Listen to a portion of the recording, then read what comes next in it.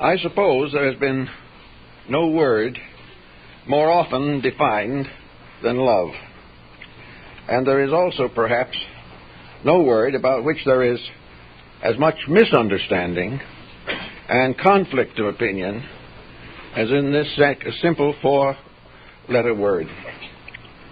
I think we can start perhaps by a study of affection as it is found in Neoplatonism, which I think was a wonderful combination of philosophy and mysticism. It flourished in both Athens and Alexandria in the opening years of the Christian era, and certainly considerably affected early Christian mysticism. According to the Neoplatonists, love exists on a whole series of levels. It is not just a simple single emotion. It consists of a series of aspects or interpretations which relate to the various specialties of human consciousness. In other words, love can be applied to a wide variety of phenomena in life. According to the Neoplatonists, the highest form of love, so far as humanity is concerned, is love of God. And the highest conceivable form of love is God's love for man. And this God's love is represented especially in the great sacrifice in which God gives His Son for the salvation of man.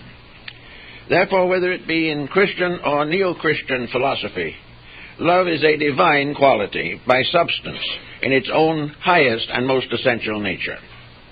It is therefore a certain solicitude, a deep and abiding emotional attachment by which the individual expresses devotion through conduct, through the service of the beloved. This was the foundation of both Platonic and Neoplatonic definition of love. And it passes through a whole series of modifications. Next to the love of God, where do we turn? The Neoplatonist said, the next love in importance is the love of truth. Truth becomes the most precious thing available to the human being on his own level of existence. Truth must be regarded as the thing or power that heals all wounds, that reveals to man fully and clearly the affection of God for him. Truth, therefore, represents a series of realities in existence which were placed there for the salvation of living things. To know the truth is to free oneself of the errors of ignorance. But again, truth is a very difficult word to define.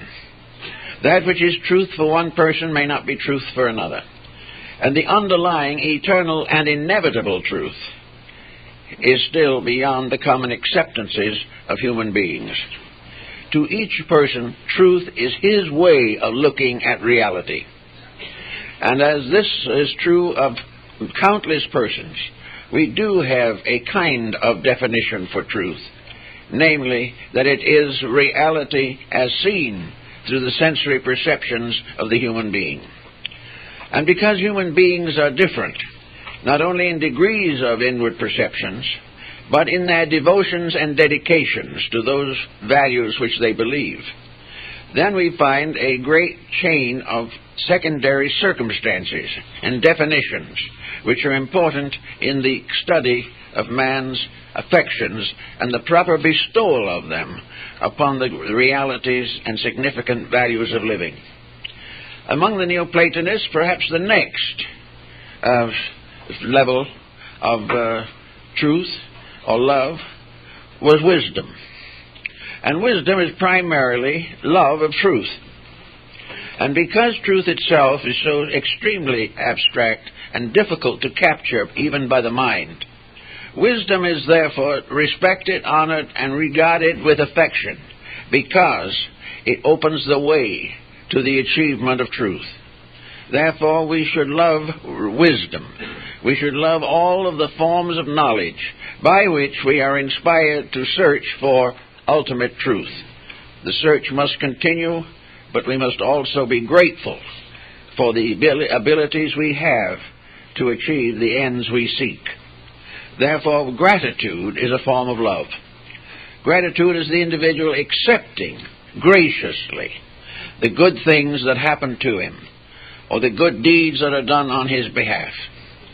And next, perhaps, in all of the Neoplatonic thinking, we have love as love of beauty. The beautiful surrounds us in life. And if we are properly integrated people, we find in beauty an object for affection. We love the beautiful. And while this love is an impersonal kind of love, we now come also to the realization that love can be impersonal. That love does not necessarily have to have a personal object. Love can be devoted or dedicated to values which are not visible, may not even be definable by the average person, but still have a real effect upon us. And one of the most important of these is the love of beauty. And this has been with us since the dawn of time. Even in our most primitive culture groups, there were efforts to express beauty. Now, the beauty expressed was sometimes a faint shadow of the artistry that we think about today.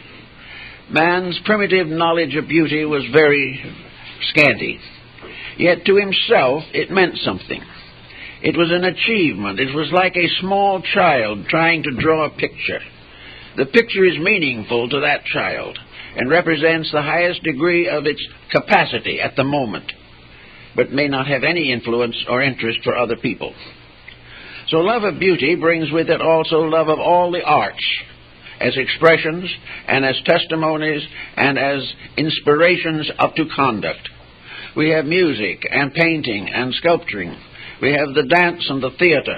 We have all kinds of manifestations of beauty on the level of aesthetics.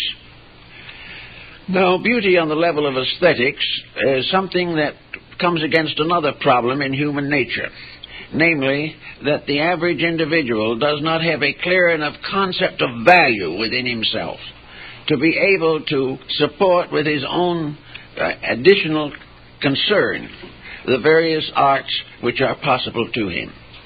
The arts of Asia come in here as a very interesting sideline of thought.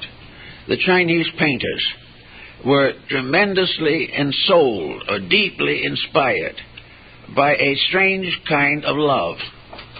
And that was the love for the manifestation of the divine in all the creations which come through man himself. Natural love comes from the adoration of nature. Human love very largely through man's appreciation of nature, as this is captured in painting and in etchings and in all the different forms by which we attempt to perpetuate our own evaluation of the beautiful around us. Another level of love, of course, is love of virtue. The virtuous life, the effort of the individual to live upon the highest level of his attainments, constitutes a level of appreciation relating to love. Love, therefore, must love the good, must serve the beautiful, and must recognize the eternity of the one. These things together constitute a triad of attributes by which it is possible to more or less arrive at a working definition of infinite affection. Now, as we go down the line still further, we come to various forms which we distinguish in ourselves, and among these are human relationships.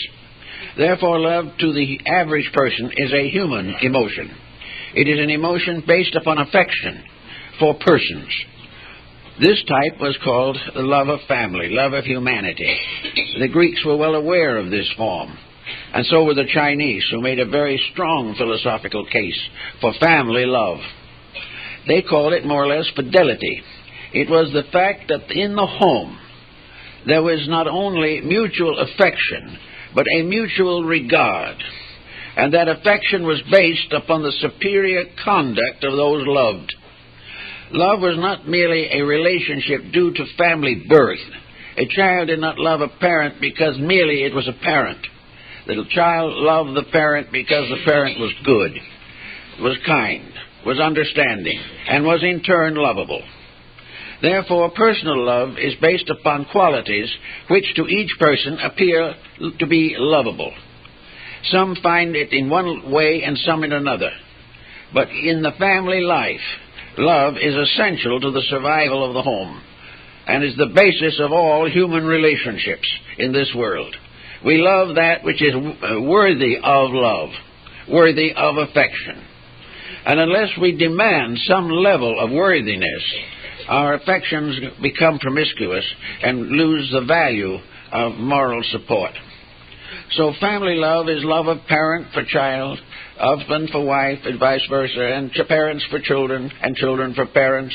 And, of course, to a certain measure, this extends to the friend or the visitor within the family environment. All of this depends entirely for its integrity upon the fact that those loved are lovable. It is a very difficult and usually fruitless effort to love that which is not lovable. This doesn't mean we shouldn't try, but we should not expect the impossible. Unless we can really say that we find communion, unless there is some reasonable reason for our affection, we are not capable of definite love. If this is lacking, then we may depend upon respect or regard of a lesser nature, or even depend upon duty as remaining where personal feelings may have been hopelessly weakened. Therefore, some families are held together by duty alone. Some are held together by economic necessities. Some are held together by domination of one person over others. But unless beauty is present in its natural freedom, its natural sharing of all that is good, the home life is insecure. And if the home life is insecure, future generations are endangered. So love of family is very much involved in our relationships. Then, of course, the Greeks, like almost all other people, had love of country, patriotism, or devotion to the system which we believe to be acceptable in government. In all times, from now and then past, as far back as we can go, love of government has been sketchy. Very few people are entirely satisfied with their governments. Most people believe that their governments are misrepresenting them, or that government is a burden upon the human being, and that it is a source of exploitation and of various corruptions. I think in this particular case, however, we have to face the simple reality that corruption does not live long unless it is supported. And most persons are not sufficiently firm in their affection for anything, except perhaps their bank books, to have a proper attitude towards their responsibilities. Love has responsibilities as well as opportunities. That which we love, we must help to maintain its own integrities. And if these integrities are slipping away, we must do everything possible to restore them. Also, we have various other forms of affection. We have love of friends. And friendship is a very firm affection, as told in the ancient story of Damon and Pythias. Friendship is sometimes the most powerful form of affection, because in many instances relatives are not sincere, but a friend we assume to be sincere. And friendship becomes an emotion of sincerity. This, of course, is very often corrupted by ulterior motive. We cultivate people for what we hope to get from them, not for what we hope to give them. And the corruption or dilution of affection is always a sad tragedy. But it is true very definitely that sometimes, in fact more than sometimes, friendship is the strongest bond that we have in this world, much stronger than brotherhood. Because brotherhood very often represents relatives in a family who are not true to each other or have no common ground in integrities. So we go down through all these different levels. There are more than we can possibly list. Love of animals. This is quite important, because in many instances these other creatures contribute very much to our own integrities. They provide us solace in times of emergency. They provide us means of advancing, maintaining our farms and institutions, and they are very much present as an educational force in the life of children. So there is love of animals and the dedication not to injure without cause any living thing. Now, this does not mean that we can always preserve them, but it means that we should have a natural affection and that our first regard of them should be that of friendship. Friendship with other kingdoms is quite a possibility. I remember very definitely a beautiful experience in the Kasuga Parks in Nara in Japan. In this temple, which is a Shinto sanctuary, there are vast parks, and in these parks the temple deities wander about in a condition of complete friendliness. They will come up alongside of you and walk with you. They will look up at you with those soulful eyes that nothing can resist, and also hope with a touch of humanity that we're going to feed them something. I remember that I had some feed for them in my hand, and one of them came up behind me, put his head under my arm, under my jacket, and put his head up and looked at me. It was irresistible. Not only that, but in the spirit of the thing, as soon as I gave him the little morsels, he bowed to me. He bowed appreciation. He had been well tutored in knowing when there was a likelihood of more food. But the animal is always a wonderful experience. Therefore, love of animals comes very often from having pets when you are children, and growing up with a certain regard for life, a regard which is part of love, and a very serious part of love. At the Sarasawa Pond, also in Nara, there is a little lake, I guess it's an artificial one, but it's large enough to contain quite a few fish and so on. There is a ritual performed there quite frequently. Children will go to a little store in the town and they'll buy a goldfish in a little glass bowl about the size of a drinking glass. Then the children, the family, and the priest probably will all go down to the shore of the lake, and we'll go through the ritual of releasing the goldfish.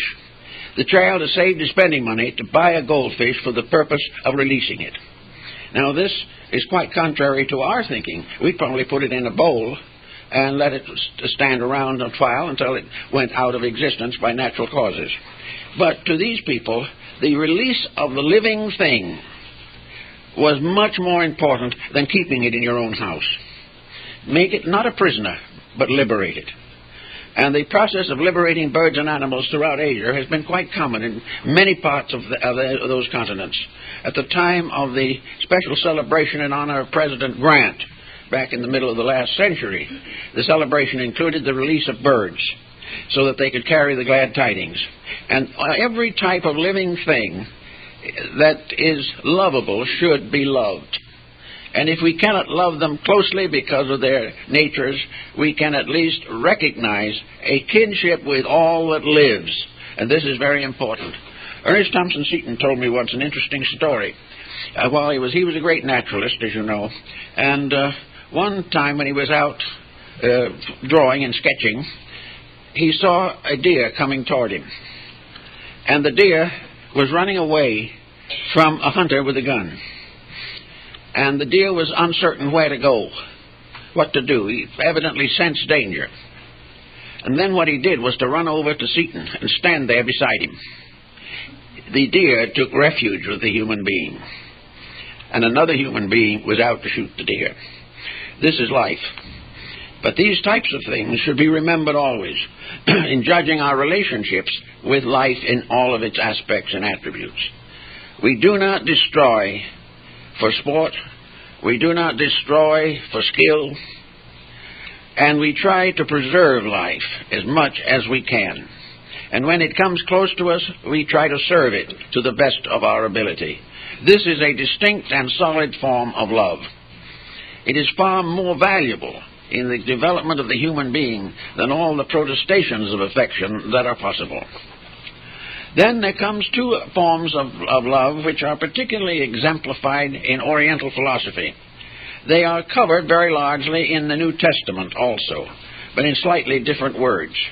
In Buddhism, the Northern School, there are two deities, the Bodhisattva Kannon, or Kuan Yin, the goddess of mercy, and the world savior to come, the Buddha or Bodhisattva Maitreya. Now, these words are very interesting because they're names of something. And Kannon is compassion. This deity is the embodiment of man's compassion for all that lives. Any enmities, any antagonisms, any old family feuds that interfere with the natural growth of the individual have a penalty which very few of us really want to pay. Therefore, we have to prevent that penalty from arising. The goddess of mercy, so-called, in the Far East, represents the infinite kindliness for all living things. These deities, Kannan, for instance, was not truly a god, nor a goddess.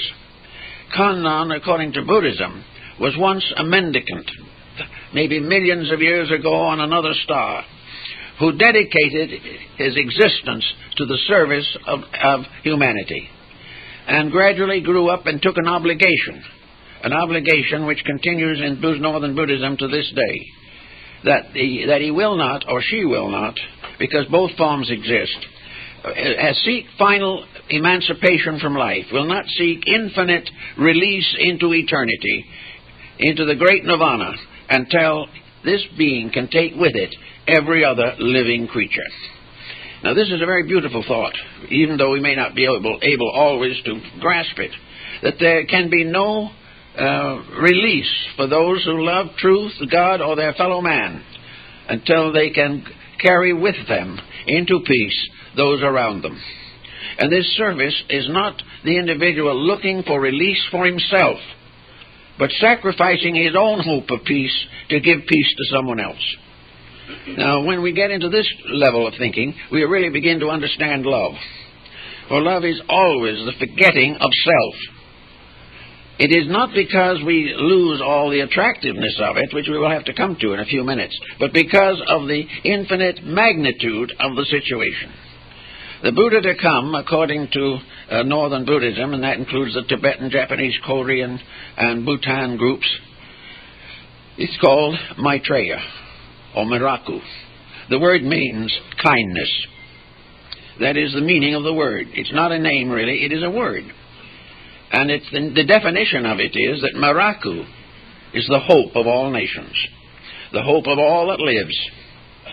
And at the end of all strife, the second coming of the Messiah, for Miraku was the desired Messiah to come in Buddhism. The second coming of Christ is kindness in the human heart. You'd go a hard time to get a better philosophy than that. It would be very difficult to find a more ennobling concept. And yet there's something about it that is so essentially true. And in Northern Buddhism especially, the realizations of these facts have never disturbed the individual. They have never made them sorrowful, or feel that they are frustrated, or that they are inhibited, or that they cannot do what they want to do. Because according to their thinking, when love comes, you do what love wants you to do. You find your own complete happiness and fulfillment in the service of values higher than yourself, or more needy than your own. Until these realizations strike us, we have very little understanding of the responsibility of true love. Now, in other nations also, we find, especially in the words of Christ, insistence upon love. We often think of Christ as a spirit of love, and this probably is the essential meaning embodied in a great cosmological phenomena. But the actual thing, as Paul says, Christ in you, the hope of glory. And among the words of Jesus, we remember the ones that goes to this way, those who do not love their brother who they have seen, how can they love their God whom they have not seen? The idea that the individual can have a religious life without expressing creative and constructive affection is just wrong, because there can be no religion apart from the practice of the virtues attributed to the sacred books as necessary. Paul says, "On the greatest of these are faith, hope, and charity, now translated love. And the greatest of these is love." Now, the idea of placing affection as the standard of conduct will probably come as much of a surprise to people. But in the great pattern of things, we all exist because of a love beyond our comprehension. We all live because of a beautiful world that was given to us, wonderful opportunities. We bring other children into the world with the opportunity to love them, to help them to grow and to improve and to fulfill their destinies. Children are not ours to control or demand. They are ours to protect and serve and bring up to the point where they can be released constructively into society. We must do almost the same thing with the children that we do when we release the birds in the Japanese ceremony. We release all life to the fulfillment of itself, but we do all that we possibly can to make that life as rich and noble as it can be before it goes out on its own journey. All these things are values that are not difficult. They are not sad, horrible things. They are not the cause of atomic bombs and all this type of thing. The thing that is causing our trouble is that in some strange way we have mistaken the meaning of the word love. Perhaps one of the problems that we have is that self-interest takes dominance over practically every other emotion in the lives of modern people. Each individual is protecting himself against those who in one way or another have despitefully used him. He is therefore inclined to try to return evil for evil. If someone is unkind, he feels justified in being unkind also. And on this policy, unkindness goes on forever. For there is never a time when we will not have some aspect of it, unless, as individuals, we take a new viewpoint of our own lives. How can we, as individuals, therefore, find out a better use of our own emotions? How can we recognize the true meaning of affection? Now we descend into what might be termed the secular level of emotions. We no longer think just in terms of the divine plan. We think in terms of daily relationships, human love, personal love. This level is, according to both the Chinese and the early Christians, a perfectly noble level. Love, in its truest sense, is always right. It is always virtuous. It is always ensouling and inspiring. Therefore, that the individual who wishes to find God should give up human affections is wrong, because God is in those human affections and he must perfect his understanding there before he can go further. Therefore, love in the family, love in the home, personal affections for each other are very noble as long as we do not pervert them, as long as we do not misuse these emotions or compromise them or defile them in one way or another. The actual answer to most domestic problems is, therefore, a clean love. And until we get that, the human relationships will remain embittered and obscured.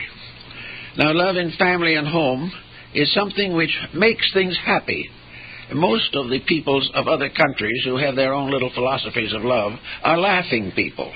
We are the only ones, apparently, who find love a burden, or the basis of something which is too difficult for us to handle. Well, perhaps it's due to the complications of our way of life. We have become so bound up in transitory and impermanent values that we have lost the sense of directness. We are now constantly frustrated, worried, frightened, and seeking in affection not an expression of service, but an escape from some physical restriction upon our own conduct. Therefore, it is true that we have to work out the problem of human relationships on the level of an integrity. For people in all walks of life, the foundation of love is law. In other words, the law as it is, the law of love, is the only basis upon which problems of human existence can be arbitrated. There is no way in which we can ever solve the human problem without love. There is no way also that we can love as long as we are selfish. As long as our own ulterior motives dominate our human relationships, as long as our love centers upon the gratification of our own desires at the expense of others, and if every time in which love loses its liberty, loses its freedom, is a misfortune. But love free will never break a rule. Love free will never do that which is unrealistic or impure, because love itself is the very essence of God's affection for mankind. Therefore, anything that is a corruption is no longer love. Anything that is dominated by ulterior motive is no longer pure affection. As long as self-interest, selfishness, gratifications of appetites dominate affection, we will never have any real love. And as a result of the lack of this love, homes are breaking up every minute, and young people are almost afraid to establish them. Then we look out into the great pattern of the world. Nations out to destroy each other. For why? For what reason? For what justifiable cause? None. The hatreds which we have nursed for generations simply corrupt and corrode our own lives. Family feuds go on for generations. And everyone seeking to solve a problem seeks to find self-gratification or self-freedom from responsibility. We believe that everything that goes wrong should be blamed on someone else. I know when I was quite young, we had a kind of a family of feuders. Our background had 3 generations of people who weren't speaking to each other. Well, every one of them had good old Scotch reasons, but they weren't really very good. But after a while, my illustrious grandmother, whom some of you have become acquainted with, decided that I needed a little religious training. So, being a Scotch lady, she chose the Presbyterian church, and I went to Sunday school there. And that was my first direct contact with the Bible. We had readings, but the first time we'd really gone into serious thought about it. And in the course of the readings, I found out so many wonderful things that seemed so good, such as to forgive your adversary immediately and do good to those that despitefully use you. Well, that sounded to me like I was already a missionary. So I took the glad tidings home, and I was thoroughly punished. I was told that it was none of my business, and that anyone who should say you should love those that despitefully use you should have your head examined. Well, it's in the Bible. It is known that these truths are there. But the moment these truths come in contact with a personal antagonism, so much the worse for the truths. They don't have a chance. And that is happening all the time in our modern society. Talking with young people, they tell me that they have no real intention of establishing permanent relationships. They're just going to enjoy life the best they can as they go along. And if it doesn't work out, that's just too bad. Well, this type of thinking is bound to ultimately destroy most of our cultural life. The compromise of our integrities is never worse than when it compromises those divine attributes which have been placed in the human being. And one of them is the love of God living in us. And where we treat this badly or misuse it or pervert it, we have committed truly a sin against the Holy Spirit. And this is not something that we can do with impunity. It gradually results in increasing difficulties and tragedies, and life becomes more and more unlivable, which we don't really want to have happen. Now, we also find another interesting area of affection, and that is, in a sense, love of knowledge. We all want to be well educated. We want to go to school. We want to develop some skill in life. Now, a skill in life is a very good thing to develop. Unfortunately, our modern educational system does not do an outstanding job of this. It has more or less compromised things down to the economic level. We work because we hope to make money. And if we do not make money, we soon find out that we are not welcome in this society.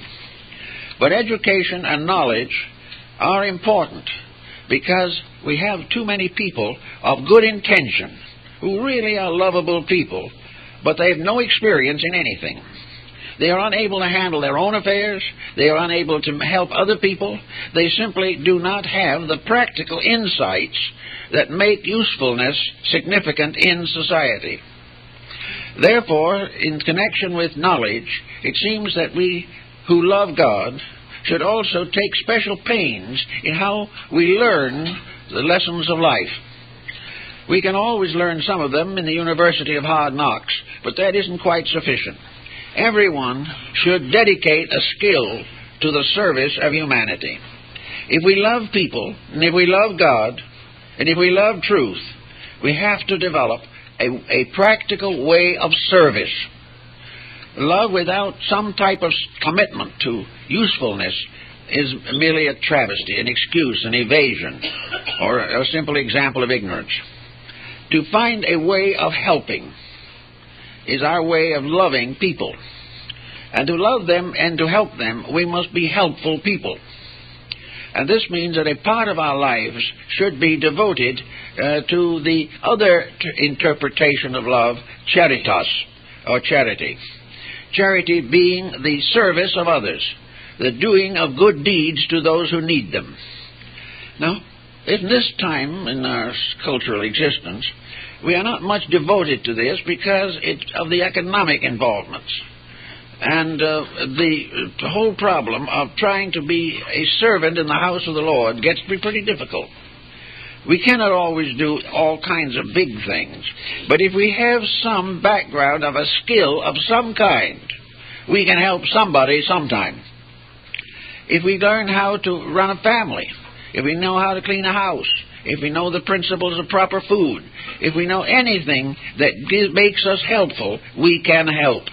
So every life should have in it a dedication to being helpful, to find some way of expressing our concern for the common good, and should come forward whatever necessary to support ideas and principles which seem to be better than those we are living by today. Therefore, part of our affection for our neighbor and our world is that we shall inspire the improvement of the various systems which are necessary to the maintenance of civilization. All these things come very much into focus. Now also we have another problem that is rather a sticky wicket, and that is, how much should we love ourselves? I don't think most people underestimate this too much. They do fairly well in most cases. But we have to think this through a little bit more. Sometimes we ridicule the idea of anyone thinking about themselves or loving themselves. But actually, if we get onto the proper level, it's just part of the same picture. There's no reason why we should love other people and leave ourselves out.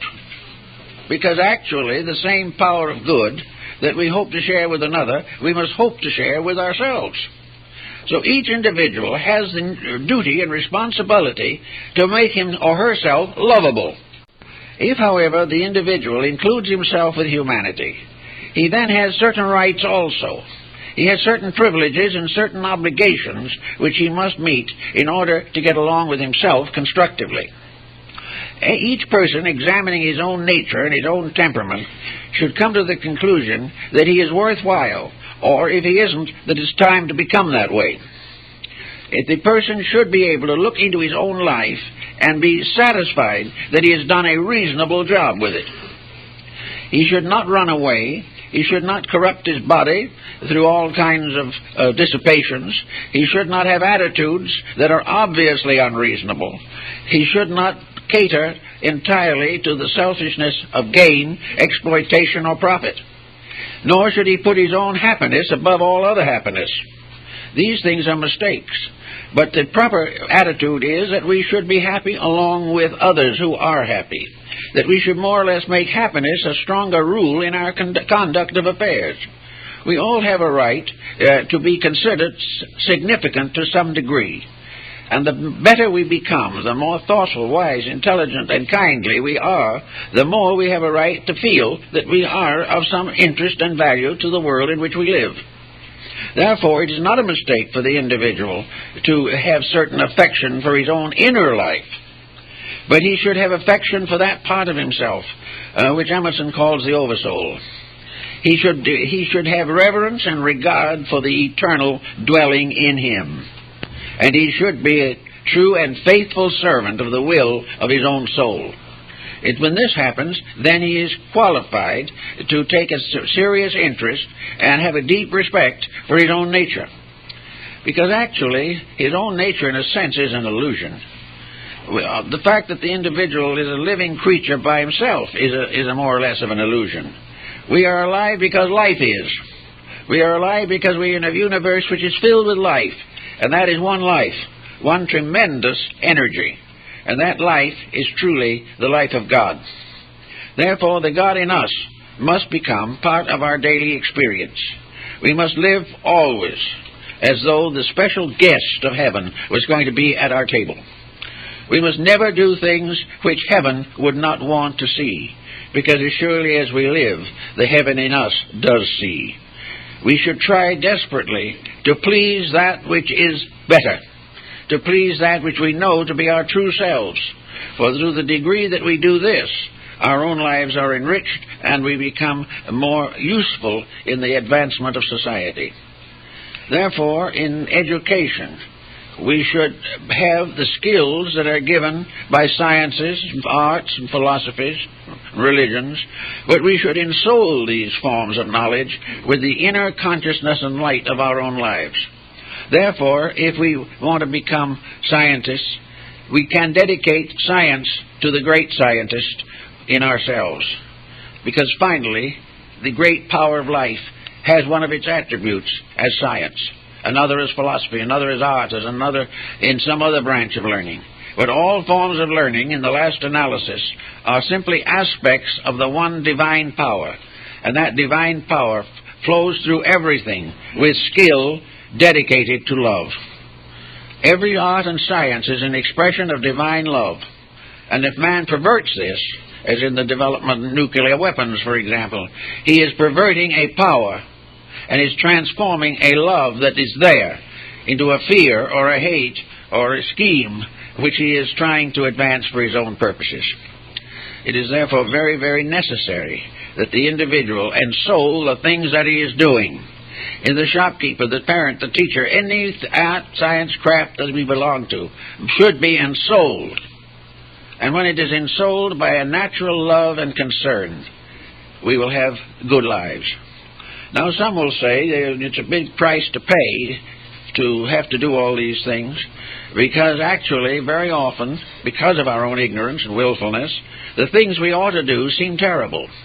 The things we want to do seem best. But this is only of a seeming.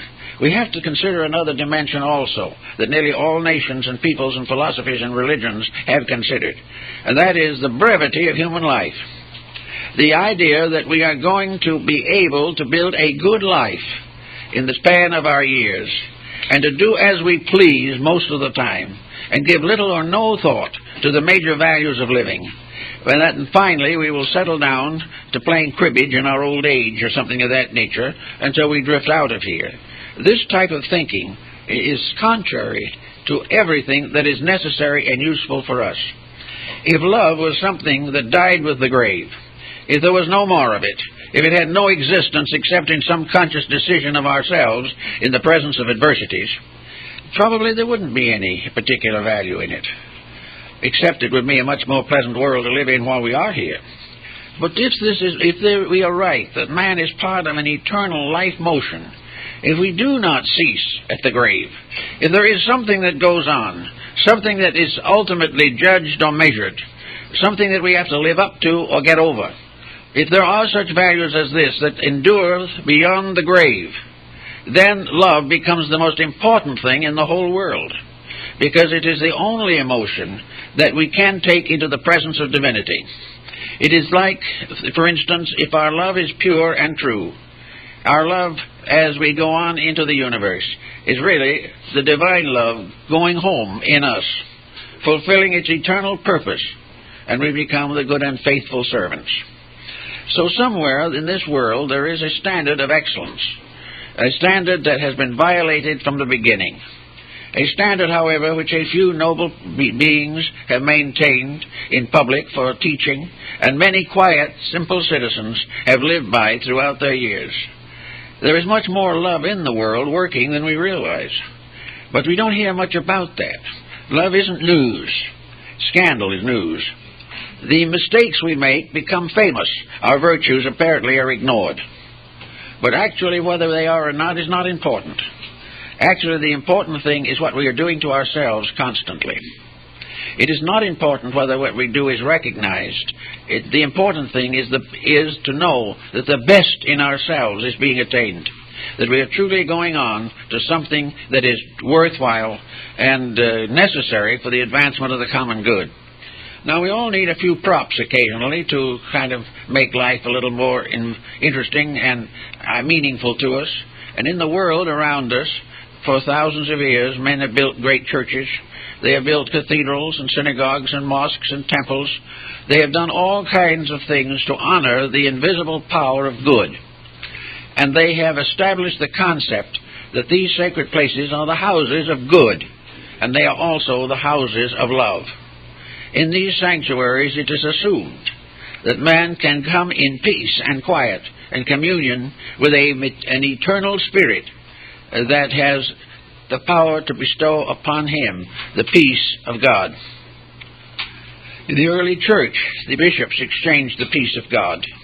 It was a representation of the inner fraternity of living things, the realities which we share and by which we become truly one family, one life in truth. Now, all these buildings have influenced people. They are visual representations of dedications of some kind. Many of these buildings were centuries in the building. Some of them probably were built without any great amount of enlightenment in the motives.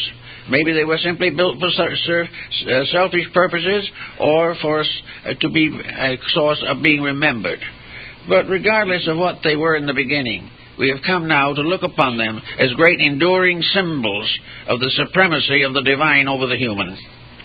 We therefore build these structures as beautifully as we can.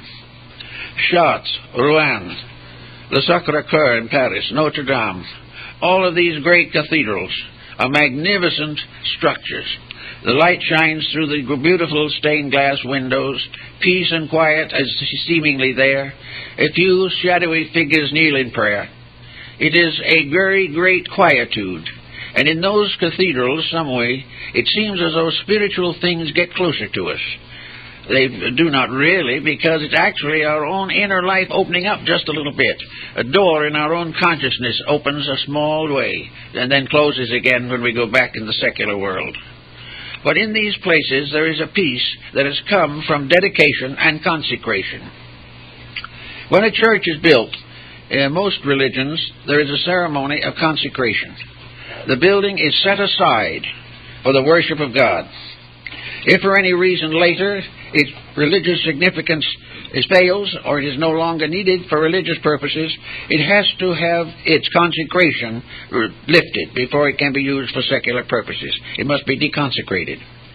Because a building set aside for sacred purposes cannot be just simply turned into a grocery store or something of that nature. And yet we take a world such as we have here, which is a consecrated world, and we change it into a place of merchandise. We do not even bother to deconsecrate it, because we do not realize that it was ever sacred. But all these thoughts come gradually into the mind of the individual who is concerned with life and wants to do a little better job of it. And in these wonderful buildings you have actually a sense of something superior. I know that some of these churches, the great Cathedral of Cologne, was in the process of building for over 800 years, generation after generation. All kinds of strange things happened to it. At one time it was used as a stable, another time as a granary, and once as a storehouse for gunpowder. But gradually these things faded away, and now it is what it was intended to be, a magnificent sacred edifice. Now all churches, all temples, and all shrines are in some mysterious way symbols of ourselves. The human being is the living temple of the eternal God. And each of us as a person is a servant in the house of that temple. We must worship at the altar of the divinity in ourselves. Not the mistakes we make, but the tremendous principles and integrities. We were born consecrated. We were consecrated in space before we ever got here. We were dedicated to the service of truth, love, beauty, and God. When we get here, it sort of fades away. Some retain it. Some find it as a result of the journey of life. Some come to it in tragedies of the moment. But actually, the real answer to it is that this consecration is the basis of happiness. Love and happiness are very closely related. And through love, we earn happiness. And as the Arabian Nights Entertainment says, happiness must be earned. It is not something that we are entitled to because we are here. We are entitled to happiness only because we deserve it. And the only way we can deserve happiness is by doing those things which cause it, and bring it about and sustain it. And the things that do that, the things that bring happiness to the world, are expressions of love, affection, friendship, regard, unselfishness, service, and solicitude for the sorrows of life. If, therefore, we really want to have a good life, we must, in one way or another, learn that happiness is a product of achievement of that which is good. Almost all of the happiness things which we enjoy today are very temporary in their fulfillments. We want something, it's going to make us happy, we get it. There's that great moment of happiness, and pretty soon we're bored to death. We have to get new things. The beautiful new car that made us so happy we could hardly stand it the day we got it is now generally referred to as the old wreck. It's gone. We have to do something else. The values that we create simply to satisfy appetites of any kind, these values are impermanent. They don't last. They have no reality and substance in them. They are comforts or things of this nature, fulfillments of personal ambitions or personal selfishness, but have no substance. Real happiness has to be useful. It has to come from a life well lived, not from a life devoted entirely to the desperate habit of trying to escape responsibility. So in every way we go along the way, we find that something that is deeper has to come into our experience. In our little squabbles in life, there has to be an element of love somewhere to bring peace. And sometimes peace is quietude. Our Zen brethren are greatly interested in peace, not because it makes them comfortable, but because peace is God's way. To be in peace is to be in the universe as it really is. So the old Chinese painter makes the beautiful mountains and rivers and bridges, and down in the corner he puts a little man sitting under a tree and looking at it all. This is, to a measure, not simply walking out on civilization. It is a symbol of the individual quietly restoring himself because he is in an atmosphere that is real. We are all suffering from false atmospheres and false dedications, and therefore the monk goes out in the Zen tradition and sits under a tree somewhere and just sees things as they are. He also becomes aware of the comparative unimportance of himself. He sees that he is only a part of something so much bigger that he is hardly a gnat in a sunbeam. He is sitting quietly watching the universe move around him, and he is part of that universe. He comes and goes with the seasons. He sees beauty. He can protect it to some degree. He becomes infinitely aware of little things, and these are so often the basis of well-being. Happiness does not always come from great achievements, but from little things. And most of the little things that bring happiness come to us as love, as affection, as a kind of inner understanding, a wonderful sympathy with life. So to the little monk sitting under the tree in the Chinese painting, the sympathy with life is all important. The individual feels himself as part of something. And in feeling it, he feels more than this kinship. He feels something a little more important than that. He feels that this kinship carries with it the rules of conduct. That this sympathy and kinship is a way of life in itself. A way of life that it shares in the mystery of life everlasting. That it shares in the way of solution. That it is our only hope of individual security or world peace. Somewhere along the line, kindness must come into birth. And there's never been an absence of it. The seed of kindness is in the hearts and souls of everything that lives. It is part of our life. It is part of all the good that exists in the world. But we have to call it forth by some kind of magic, and that magic is love. Nothing else will bring it out of the deep caves where it has hidden itself against the sorrows, pressures, and glooms of the day. Now, in our particular moment where we're living now, we are probably under greater stress than most people have ever experienced in this life, perhaps have never experienced in previous lives. This is an extremely critical period.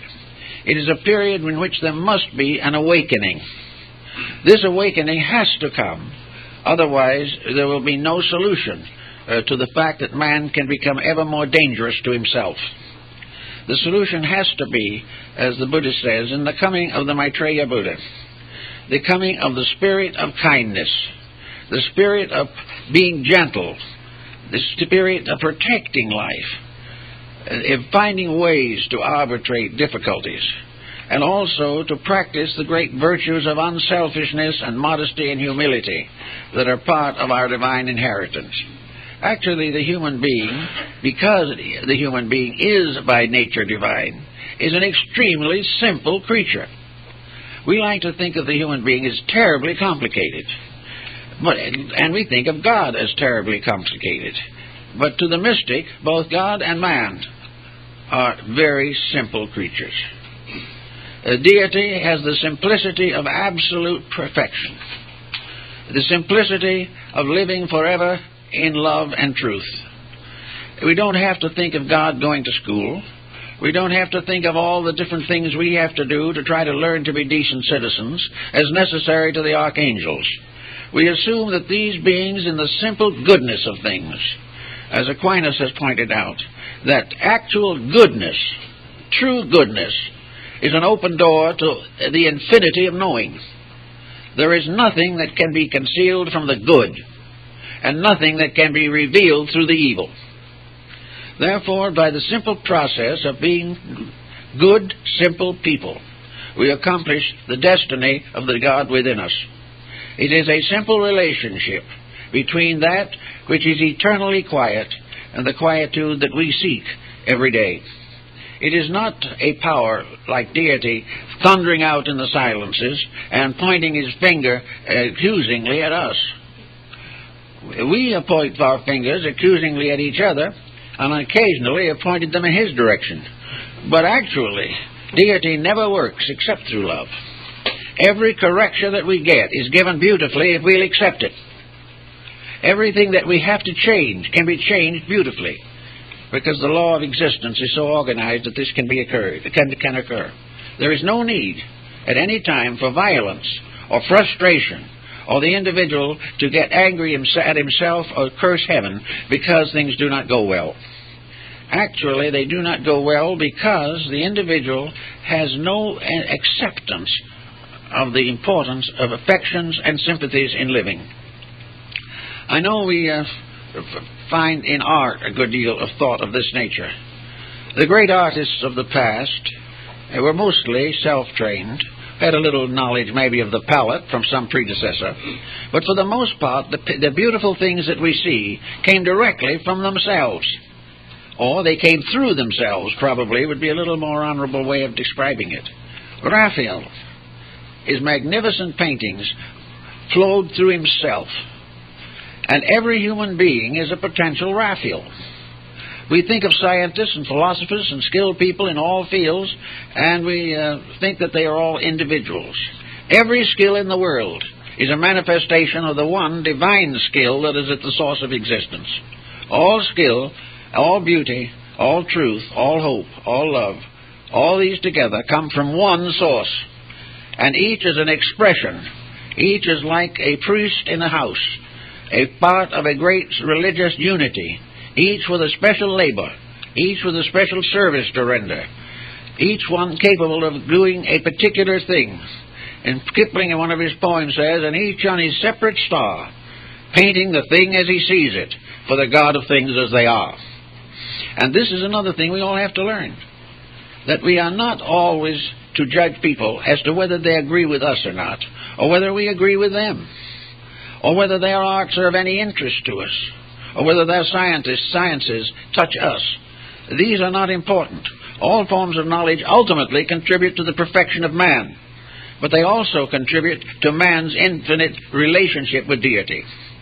Therefore, everything that is worthwhile, everything that is good, is part of a tremendous pageantry of dedications. I wish we could find some way to inspire people to have an experience of simple affection. It probably is still obtainable to most people in one way or another. Something in which love comes out from you without hope of reward. Something that makes you feel a kinship with life, a recognition of proximity to something greater than yourself. Something that you meet with sympathy only and not with criticism. Something you do not estimate intellectually and find wanting. Just simple experience of a devotion or the exhilaration of a simple acceptance of nature's joys, nature's beauties, nature's wonders. Sit down sometime, perhaps, in a garden and just look at a few flowers, or go out by the side of a river and watch the waters and the trees. Do what the Chinese do. Simply relax into a mood of a beautiful world. If enough people do this, it will have a great effect. As asymmetry and discord and dissonance do damage, and this is one of the problems of our entertainment field today, which has lost all sense of the joy of beauty, or the oneness of the divine plan of things. But it's possible for the person to find in something simple, something not maybe more than a sunrise, or a kindly word from a friend, or a smile from a child, something that simply makes the heart move, makes you kind of glad inside, and causes you to smile back, causes you to have the same feeling, in a spontaneous exchange of goodness. These types of moods can become a meditational process with people if they want it to. They can become parts of a daily experience of never seeing things but seeing into things, never judging from surfaces but searching for substances and depths, and in problems of relationship never coming to a hasty judgment, trying to understand other people rather than to be willing to go on misunderstanding them forever. Some kind of an experience in which love of that which is better comes through each of us is so much better than the kind of affection that we use when we say, I just loved lunch. This is the wrong approach to things. It is probable that lunch might be likable, but the word love is reserved for something that is a deep universal reality, something that deserves real attention, real consecration. The power to love is in everything. Sometimes it is killed by an incident. Sometimes it is destroyed by a moment.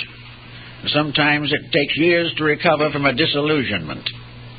But in all of these things, the person should look inside of himself. If he is dragging along with him attitudes and feelings that are not affectionate, that are not kindly, that are not charitable, he should do something about that. Or if he has been deficient in the non quality, compassion. Compassion for the weak. Compassion for the helpless. Compassion for those younger forms of life that are growing up in the midst of our difficult days. Compassion for everything that is good.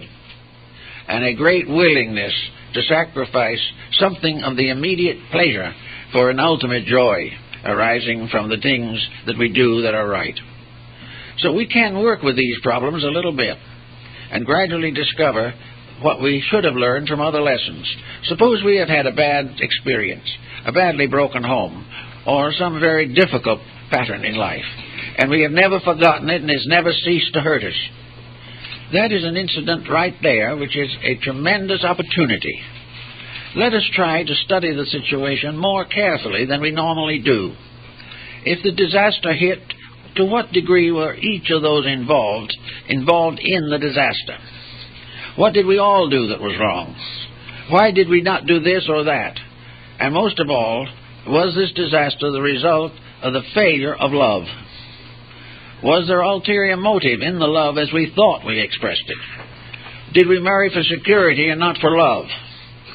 Did we marry for passing pleasures and happiness and not for the great serious relationships of good? Did we marry only outwardly, but never inwardly? Were we willing to drift along, each living his own life, cherishing freedom above all other things? In the Eastern philosophies, there is no freedom except in love. There is no freedom from love. That which we try to escape in thinking that we are running away from love. Cannot be that. It must be something else. Because love does not hurt. And if it is sincere, there are always solutions. And if there is no other solution, there is always the possibility of a different degree of love, which we call friendship. And things that are not compatible can remain friends forever, if each in its own turn gives the other the right to convictions that are natural and reasonable. All the way along. Then we have health problems also that cause us to be a little doubtful about the value of providence. Yet all these problems have to be faced. And life, in some mysterious way, does pay us constructively for the things that we do well. In all the emergencies of life, if we've done our best, there seems to be a great probability that heaven will be kind. The trouble that we mostly have is that we leave this world with too much unfinished business.